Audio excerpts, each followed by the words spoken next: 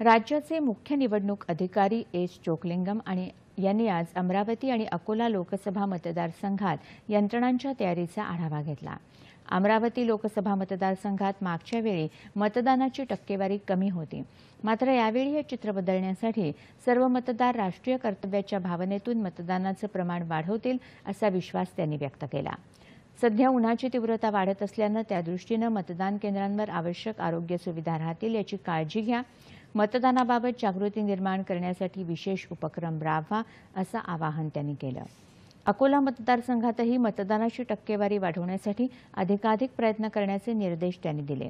गेल्या निवडणुकीत मतदान कमी झालेली केंद्र निवडून त्या ठिकाणी ग्राम आणि तालुका स्तरावरच्या सर्व यंत्रणांना सहभागी करून स्वीप कार्यक्रम राबवावा, निवडणुकीत कायदा आणि सुव्यवस्था काटेकोरपणे राखावी, आचारसंहितेचं उल्लंघन करणाऱ्यांवर कठोर कारवाई करावी, सोशल मीडियावरच्या मजकुरात काटेकोर नियंत्रण करावं, मतदान केंद्रांवर देखरेख ठेवण्यासाठी उपलब्ध वेबकास्टिंगचा वापर करावा असे निर्देशही त्यांनी दिले आहेत।